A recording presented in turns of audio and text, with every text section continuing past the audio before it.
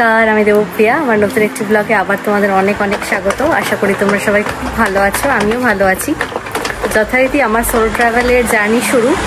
তো এখন অনেকটা ভোর, মানে প্রায় সকাল 6টার মতো বাজে। তো আমি বেরিয়ে যাচ্ছি। আমার 8:30টার দিকে একটা শব্দ হচ্ছে, 8:30টার দিকে বাস আছে। তো আমি চলে যাচ্ছি বিলবাও। তো আশা করি তোমাদের এই সিরিজটা ভালো লাগবে। এখান থেকে ঘর থেকে বেরোলাম এবং এখান থেকেই আজকের দিনটা শুরু করছি। তো আমার সাথেই থেকো পুরো জার্নিতে। So let's go.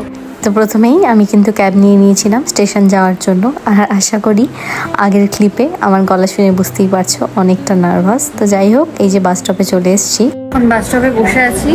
এবার বাস আসবে। আমার বাস তো বললামই 8:30টার দিকে। তো এবার বাসে উঠে তারপর তোমাদের শেয়ার করছি। আর যেহেতু 4 ঘন্টার একটা লং জার্নি, আমি মোটামুটি ঘুমিয়েই যাবো, কারণ কালকে রাত্রে ঘুম হয়নি। আর অভিজিৎ অলরেডি পৌঁছে গেছে, এটাও একটা গুড নিউজ। তো যাই হোক, এবার বাসের অপেক্ষা করি। আর এমনিও কিন্তু আমি যখন অভিজিতের সাথে ট্রাভেল করি তখনও এই লং জার্নিগুলোতে ঘুমিয়েই যাই, কারণ না হলে আমার মনে হয় খুব বোর হতে হয়। তবে এই যেখানে যাচ্ছি সেটা হলো নর্থ স্পেনে, বিলবাও।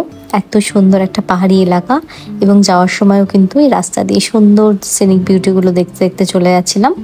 মাঝখানে মাঝখানে উঠছিলাম অবশ্যই এই জন্য। তারপরে দেখো, কথা বলতে বলতে নেমে পড়লাম। আর এইটা হলো বিলবাও বাস স্টেশন। খুব সুন্দর এবং খুব বড়। আর শহরটার মধ্যে একটা অন্যরকম সৌন্দর্য আছে। আর আমি যখন এসে পৌঁছেছিলাম তখন অলরেডি বেশ বিকেল বিকেল, আর ডেটা বেশ গ্লুমি ছিল সেই দিন। কারণ জারাগোজা এখন খুব গরম পড়েছে, কিন্তু এটা যেহেতু পাহাড়ি এলাকা, এখানে কিন্তু ওয়েদার খুব সুন্দর ছিল যে কদিন ছিলাম। তারপরে ওখান থেকে নেমে হস্টেলে যাওয়ার আগে এই বার্গার কিং চোখে পড়লো। তাই আমি ভাবলাম এখান থেকে কিছু আগে খেয়ে নেওয়া যাক, কারণ অনেকক্ষণ ধরে বাসে আছি আর কিছু সেরকম খাওয়া হয়নি।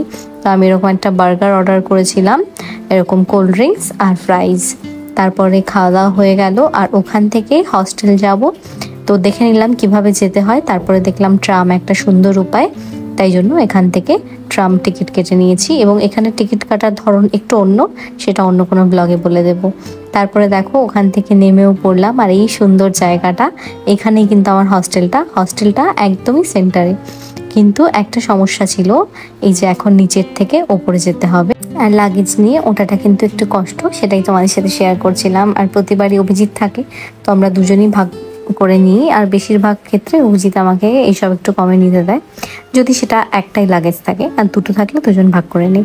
তো সেটাই শেয়ার করছিলাম যে ঘুরতে আসলে আমরা তো পরে সুন্দর করে রেডি হয়ে ছবি ভিডিও দিই, কিন্তু এই যে ব্যাক স্টোরিজগুলো কিন্তু অনেক রকম থাকে, প্রচুর স্ট্রাগলের থাকে। তো যাই হোক, সেটা তো আমি ক্যাপচার করেও রেখেছি। তারপরে এই হলো আমার হস্টেল। খুব সুন্দর ছিল হস্টেলটা, মানে ভীষণ হোমলি একটা ফিলিং ছিল। আর আমার যেহেতু হস্টেলে প্রথমবার অভিজ্ঞতা, তাই জন্য কিন্তু আমি অনেক রিসার্চ করে এই রিভিউ দেখে নিয়েছিলাম। সো এই যে কার্ডটা দিল, 2 নম্বর ফ্লোরে চলে যাচ্ছি।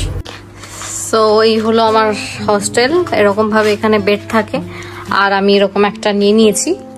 তো এটা পুরোই একদম সোলো ট্রিপের একটা এক্সপিরিয়েন্স করার জন্য আমার সবকিছু সেট করা এইভাবেই আমি চেয়েছিলাম আর কি।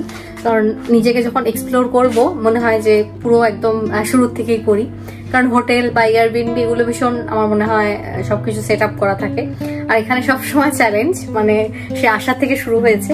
তো যাই হোক, এরকম এখানে লকার সিস্টেম আছে। আমার দরকারি জিনিসগুলো আমি এখানে রেখে এখান থেকে তালা কিনে নিলাম একটা। তো এবার এই জিনিসগুলো হচ্ছে সব মানে ঠিকঠাক করে রাখবো। তারপর একটু রেস্ট নেবো, ভীষণ টায়ার্ড। তারপরে একটু রেস্ট নিয়ে ফ্রেশ হয়ে সুন্দর করে রেডি হয়ে বেরোবো, তোমাদের সাথে শেয়ার করবো। তো আমি ফ্রেশ হয়ে তারপরে রেডি হয়ে নিলাম। এই হচ্ছে আমার আউটফিট, পরে ভালো করে দেখাচ্ছি। সো এবার চলো ঘুরতে যাই। তো এই হচ্ছে আমার পুরো আউটফিট, একটু লাইটটা কম আছে এখানে। তো চলো এবার বেরিয়ে পড়ি। আর এই ব্যাগটা নিয়েছি, কারণ একা যেহেতু ঘুরছি অনেক কিছু দরকারি জিনিস নিতে হবে, তাই বড় ব্যাগটা। So let's go.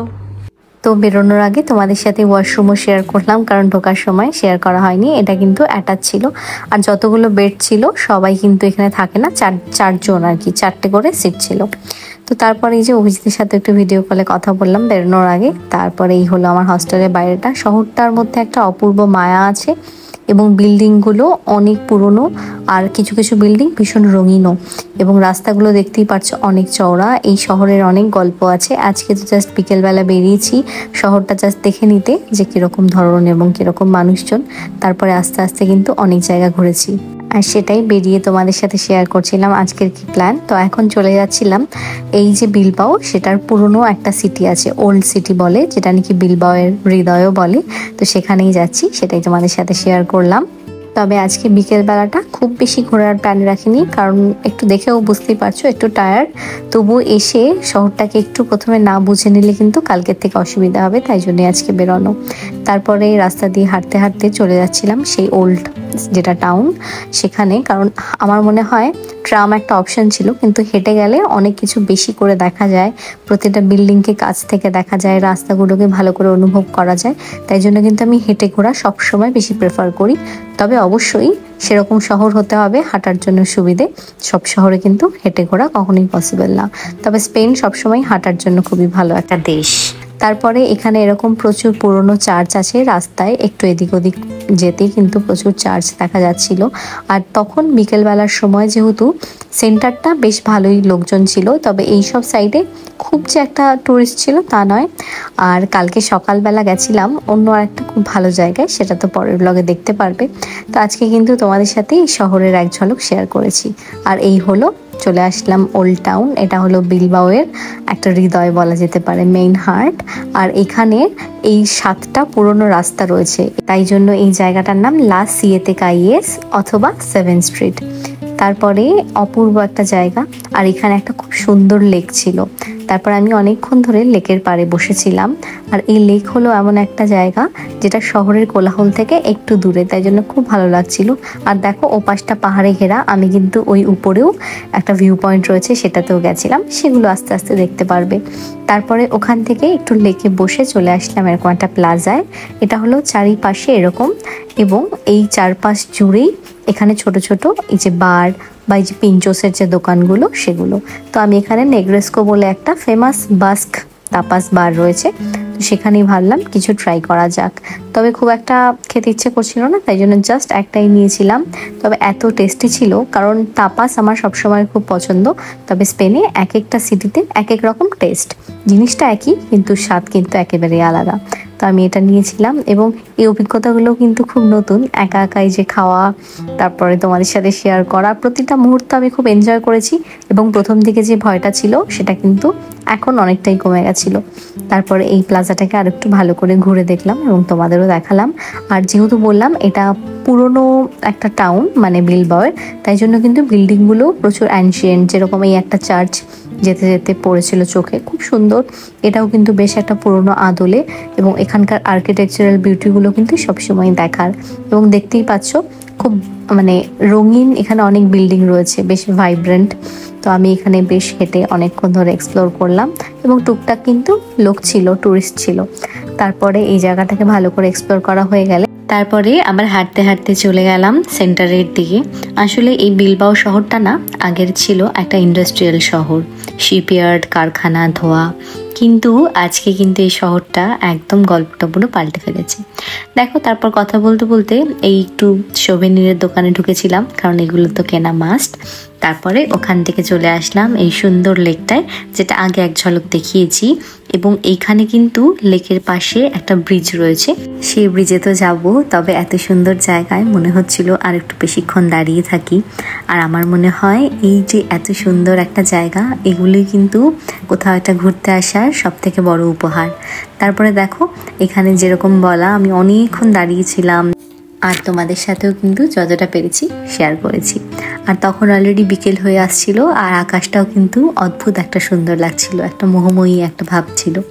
তারপরে ওখান থেকে হাঁটতে হাঁটতে যেরকম বলেছিলাম এখন ওই ব্রিজটায় চলে যাব।